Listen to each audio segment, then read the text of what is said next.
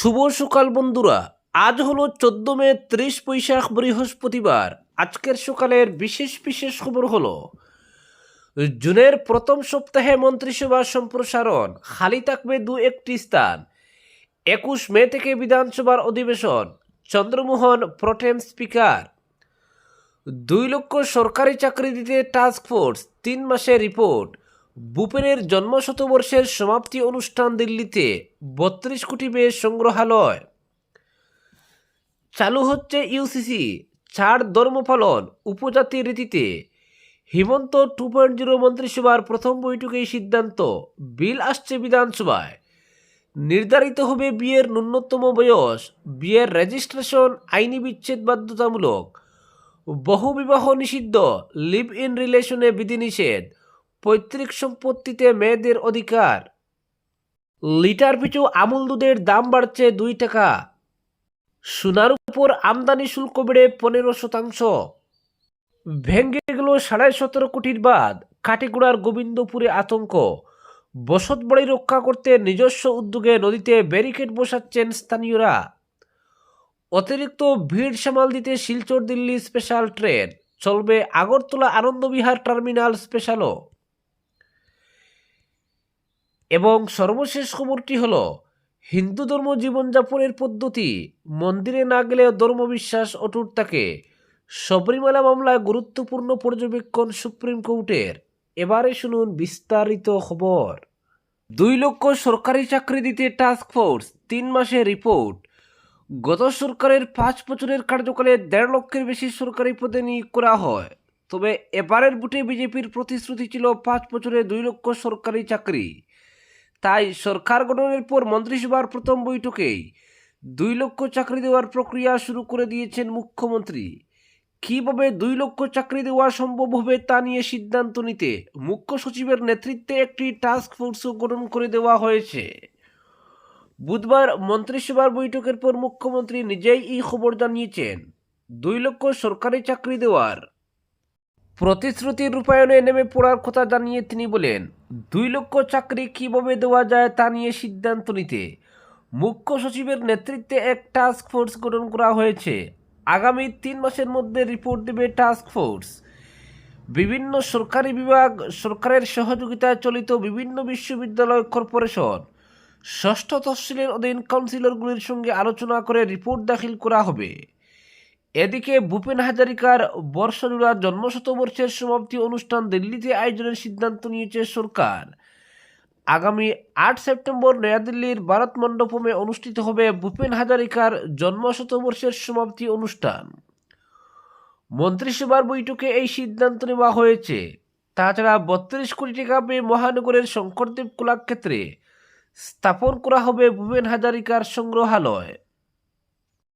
পরবর্তী খবরটি হলো শ্রীভূমি জেলা সদর হাসপাতাল পরিদর্শনে জাকারিয়া, স্বাস্থ্য পরিষেবার বেহাল অবস্থায় উদ্বেগ। উত্তর করিমগঞ্জ কেন্দ্রের নবনির্বাচিত বিধায়ক জাকারিয়া আহমেদ বুধবার শ্রীভূমি জেলা সদর হাসপাতাল পরিদর্শন করে হাসপাতালের বেহাল পরিকাঠামো ও স্বাস্থ্য পরিষেবার বর্তমান পরিস্থিতি নিয়ে গভীর উদ্বেগ প্রকাশ করেন। এদিন তিনি হাসপাতালের বিভিন্ন ওয়ার্ড, রোগী পরিষেবা, পরিকাঠামোগত দুর্বলতা এবং চিকিৎসার ব্যবস্থার নানা অসঙ্গতি সরেজমিনে খতিয়ে দেখেন। করিমগঞ্জ সিভিল হাসপাতালের বর্তমান অবস্থা সম্পর্কে বিস্তারিত ধারণা নেওয়া এবং দীর্ঘদিন ধরে চলতে থাকা সমস্যাগুলির বাস্তব চিত্র পর্যালোচনা করতে তার এই পরিদর্শন বলে জানা গেছে।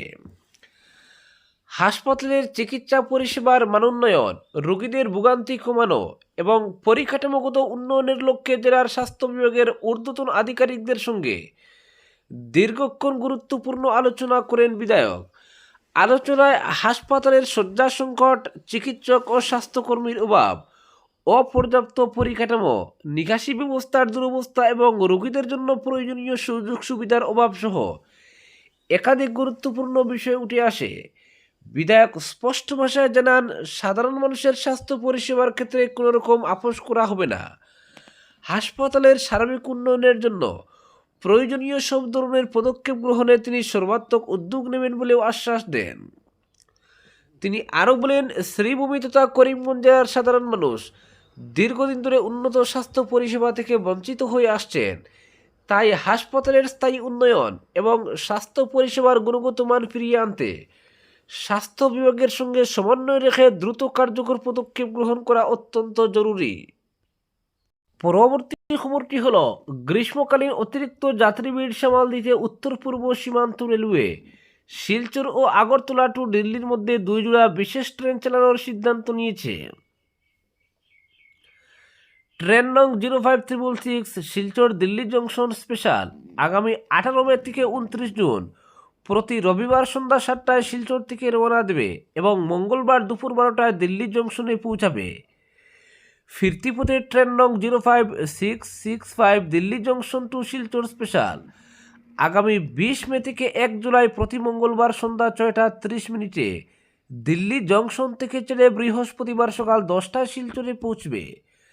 ট্রেনটি উভয় দিকেই বদরপুর, নিউ হাফলং, লামডিং, হুজাই, চাপরমুখ, গুয়াহাটি, কামাক্কা, রঙ্গিয়া, নিউ বঙ্গাইগাঁও, নিউ জলপাইগুড়ি, কিষানগঞ্জ, কাটিহার, বরৌনি, হাজিপুর, চাপড়া, গোরখপুর, গুন্ডা, সীতাপুর, মুরাদাবাদ এবং গাজিয়াবাদ স্টেশনে থামবে। এদিকে ট্রেন নং 05664 আগরতলা আনন্দবিহার টার্মিনাল স্পেশাল আগামী 16 মে থেকে 27 জুন প্রতি শুক্রবার আগরতলা থেকে সকাল 6টায় রওনা দেবে এবং রবিবার রাত 2টায় আনন্দবিহার টার্মিনালে পৌঁছাবে। ফিরতি পথে ট্রেন নং 05663 আনন্দবিহার টার্মিনাল আগরতলা স্পেশাল আগামী 18 মে থেকে 29 জুন প্রতি রবিবার সকাল 5:30 আনন্দবিহার টার্মিনাল থেকে ছেড়ে মঙ্গলবার রাত 12:30 আগরতলা পৌঁছাবে। এই বিশেষ ট্রেনটি উভয় দিকেই থামবে। পরবর্তী খবরটি হলো, ভেঙে গেল 17.5 কোটি টাকার বাঁধ, বিফল সংস্কারের প্রচেষ্টাও। মাটি ভরাট করে পরিস্থিতি সামাল দেওয়ার চেষ্টা করা হলেও 1 সপ্তাহে ফের ধসে গেল বাঁধের ওই অংশ, দেখা দিয়েছে বিশাল ফাটল। জল সম্পদ বিভাগের কাচার ইনভেস্টিগেশন ডিভিশনের জিকে ডাইকের গোবিন্দপুরে ঘটছে এই ঘটনা। বাঁধের এই অবস্থা দেখে আতঙ্কিত স্থানীয়রা নিজেদের বাড়িঘর রক্ষা করতে নদীতে নেমে জলস্রোতের গতিপথ বদলাতে চেষ্টা শুরু করেছেন। বর্ষার সমাগত, শুরু হয়ে গেছে বৃষ্টিপাত। ভারী বৃষ্টিপাত হলে যে কোনো সময় ফুলে ফেপে উঠতে পারে নদী উপনদী, দেখা দিতে পারে বন্যা পরিস্থিতি। বর্ষার মুখেও কিন্তু ভালো নেই কাটিগড়ার বন্যার রক্ষা খবর জিকে ডাইক। অত্যন্ত গুরুত্বপূর্ণ বন্যা নিয়ন্ত্রণের এই বাঁধের গোবিন্দপুরের একটা অংশ ইতিমধ্যে নদীতে তলিয়ে গেছে। বেশ কদিনের বৃষ্টিতে ওই স্থানের প্রায় 50 মিটার অংশ জুড়ে দেখা দিয়েছে বিশাল ফাটল। যে কোনো সময় ওই স্থানের পুরো বাঁধটাই বিচ্ছিন্ন হওয়ার আশঙ্কা দেখা দিয়েছে, আর এতে আতঙ্কিত হয়ে পড়েছেন স্থানীয় লোকজন। নিজেদের বসতবাড়ি রক্ষা করতে নদীর জলস্রোতের গতি অন্যদিকে ফেরাতে নিজস্ব উদ্যোগে চেষ্টা শুরু করেছেন। নদীতে নেমে বাঁশ দিয়ে ব্যারিকেড বসিয়ে নদীর জলস্রোতের মোড় ঘুরিয়ে দিতে চেষ্টা চালাচ্ছেন তারা। স্থানীয়রা জানান, 2 বছর আগে 17,62,61,353 টাকা ব্যয়ে এই বাঁধ পুনর্নির্মাণ করা হয়েছে।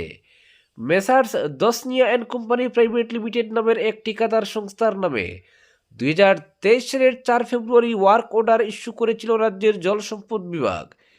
এরপর বাঁধ নির্মাণ করা হয়, কয়েকটি স্থানে ভাঙ্গন প্রতিরোধের কাজও করা হয়, কিন্তু এ নিয়ে নির্মাণ কাজ চলা অবস্থায় ব্যাপক দুর্নীতির অভিযোগ উত্থাপিত হলেও জল সম্পদ বিভাগের পক্ষ থেকে এসব অভিযোগকে তেমন কোনো গুরুত্বই দেওয়া হয়নি। ফলে বিভাগীয় নিয়মনীতি অমান্য করে যথেচ্ছভাবে সম্পাদন করা হয় নির্মাণ কাজ, যার ফলে সময় গড়ানোর সঙ্গে সঙ্গে নিম্নমানের কাজের আসল স্বরূপ প্রকাশ্যে চলে আসতে শুরু করে। এবার ভেঙে গেছে গোবিন্দপুর দ্বিতীয় খণ্ডের একটা অংশ। প্রায় 50 মিটার অংশের 90% ইতিমধ্যে নদীতে তলিয়ে গেছে। যে কোনো সময় বাকি অংশ তলিয়ে যাওয়ার সমূহ আশঙ্কা রয়েছে। নিখিল পাল জানান, বাঁধের এই অবস্থা দেখে আতঙ্কিত হয়ে পড়েছেন তারা। ভাঙ্গন স্থলের পাশেই রয়েছে তার বাড়ি। বন্যার সময় ওই স্থানের বাঁধ পুরোপুরি ভেঙে গেলে জলস্রোতে বাড়িটি তছনছ হওয়ার আশঙ্কায় রাতের ঘুম উবে গেছে। শুধু তিনি নন, আরও কয়েকটা বাড়িও একই পরিস্থিতির মুখে। পরবর্তী খবরটি হলো, সোনার উপর আমদানি শুল্ক বেড়ে 15%। পশ্চিম এশিয়া যুদ্ধ পরিস্থিতির জেরে আন্তর্জাতিক বাজারে অস্থিরতা ক্রমশ বাড়ছে। তারই প্রভাব পড়ছে ভারতের বৈদেশিক মুদ্রা ভাণ্ডারের উপর। এই পরিস্থিতিতে অপ্রয়োজনীয় আমদানি কমাতে বড় পদক্ষেপ নিল কেন্দ্রীয় সরকার। বুধবার থেকে সোনা ও রূপোর উপর আমদানি শুল্ক বাড়িয়ে 15% করা হয়েছে। বিশেষজ্ঞদের একাংশের আশঙ্কা, এর জেরে আরও বাড়তে পারে সোনার দাম, এমনকি বাজারে ভরি প্রতি দাম 2 লক্ষ টাকার গণ্ডিও ছুঁতে পারে। এতদিন সোনা আর রূপোর উপর আমদানি শুল্ক ছিল 6%। নতুন সিদ্ধান্ত অনুযায়ী 13 মে থেকে তা বেড়ে দাঁড়ালো 15%। একই সঙ্গে প্ল্যাটিনামের উপর আমদানি শুল্ক 6.4% থেকে বাড়িয়ে 15.4% করা হয়েছে। শুধু তাই নয়, সোনা ও রূপোর মুদ্রা, অলংকারের বিভিন্ন উপকরণ সহ সংশ্লিষ্ট আরও বেশ কিছু সামগ্রীর ক্ষেত্রেও শুল্ক কাঠামোয় পরিবর্তন আনা হয়েছে বলে কেন্দ্র জানিয়েছে। কেন্দ্রীয় সরকারের দাবি, বর্তমান আন্তর্জাতিক পরিস্থিতিতে বৈদেশিক মুদ্রার উপর বাড়তি চাপ তৈরি হয়েছে। বিশেষ করে অপরিশোধিত তেল ও মূল্যবান ধাতুর আমদানি ব্যয় বৃদ্ধি পাওয়ায় দেশের অর্থনীতির উপর চাপ বাড়ছে। সেই কারণেই অপ্রয়োজনীয় বিলাস পণ্যের আমদানি নিয়ন্ত্রণের এই পদক্ষেপ নেওয়া হয়েছে। উল্লেখযোগ্যভাবে কয়েকদিন আগেই প্রধানমন্ত্রী নরেন্দ্র মোদী দেশবাসীর উদ্দেশ্যে সোনা কেনার সংযম দেখানোর আহ্বান জানিয়েছিলেন। পাশাপাশি জ্বালানি ব্যবহার ও বৈদেশিক মুদ্রা খরচ কমাতে একাধিক মিতব্যয়ী পদক্ষেপ গ্রহণের কথা বলেছিলেন তিনি। তারপরেই কেন্দ্রের এই সিদ্ধান্ত বিশেষ তাৎপর্যপূর্ণ বলে মনে করছে অর্থনৈতিক মহল। পরবর্তী খবরটি হলো, হিন্দু ধর্ম শুধুমাত্র আচার অনুষ্ঠান বা মন্দির কেন্দ্রিক নয়, বরং এটি এক ধরনের জীবনযাপনের পদ্ধতি। বুধবার এমনই গুরুত্বপূর্ণ পর্যবেক্ষণ করল দেশের সর্বোচ্চ আদালত।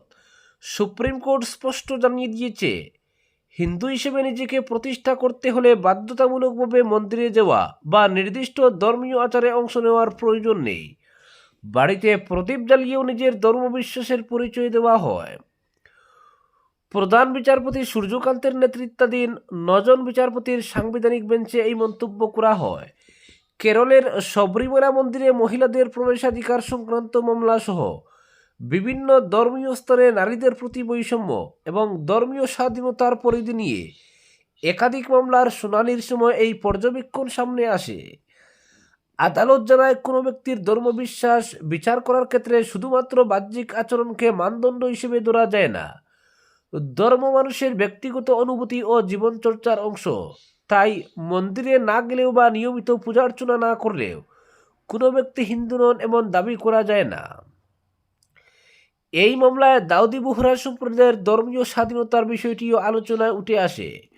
বিভিন্ন ধর্ম ও সম্প্রদায়ের নিজস্ব রীতিনীতি এবং সাংবিধানিক অধিকারের সীমা কোথায় তা নিয়েও আদালতে বিস্তৃত আলোচনা হয়। প্রধান বিচারপতি সূর্যকান্ত ছাড়াও বেঞ্চে ছিলেন বিচারপতি B V Nagarathna, M Sundresh, Ahsanuddin Amanullah, Aravind Kumar, Augustine, George Masih, Prasanna B বুরালে, আর মহাদেব এবং জয়মাল্য বাগচি। পরবর্তী খবরটি হলো, মধ্যবিত্তের অস্বস্তি বাড়িয়ে দুধের দাম বাড়ালো আমুল। লিটার পিছু দুধের দাম বাড়ছে 2 টাকা। বৃহস্পতিবার থেকেই এই নয়া দাম কার্যকর হতে চলেছে। Gujarat cooperative milk marketing federation জানিয়েছে, উৎপাদন খরচ বৃদ্ধি পাওয়ায় এই সিদ্ধান্ত নেওয়া হয়েছে। গবাদি পশুর খাদ্য, প্যাকেজিং ফিল্ম ও জ্বালানির দাম উল্লেখযোগ্যভাবে বেড়েছে। এর ফলে দুধের দাম বাড়াতে হয়েছে।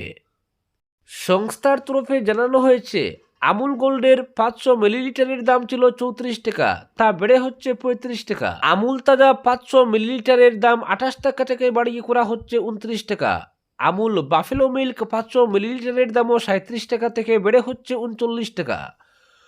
অন্যদিকে আমুল গরুর দুধ 500 মিলিলিটার, যার বর্তমান দাম 29 টাকা, আজ থেকে তা বেড়ে হচ্ছে 30 টাকা। বাড়ছে আমুল শক্তি দুধ 500 মিলিলিটারের দামও 31 টাকা থেকে বেড়ে হচ্ছে 32 টাকা। তবে আমুলের 1 লিটারের টি স্পেশাল দুধের প্যাকেটের দাম উল্লেখযোগ্যভাবে বৃদ্ধি হচ্ছে। বর্তমান এর দাম 63 টাকা, তা বেড়ে হচ্ছে 66 টাকা। সংস্থার তরফে জানানো হয়েছে, আমুল গোল্ডের 500 মিলিলিটারের দাম ছিল 34 টাকা, তা বেড়ে হচ্ছে 35 টাকা। ফেডারেশন জানিয়েছে, ভোক্তাদের দেওয়া প্রতি টাকার প্রায় 80 পয়সা সরাসরি দুধ উৎপাদক কৃষকদের কাছে পৌঁছে দেওয়া হয়। এই মূল্যবৃদ্ধি কৃষকদের ন্যায্য দাম নিশ্চিত করবে এবং উৎপাদন বাড়াতে উৎসাহ দেবে। আজকের বিশেষ সংবাদ এখানেই সমাপ্ত।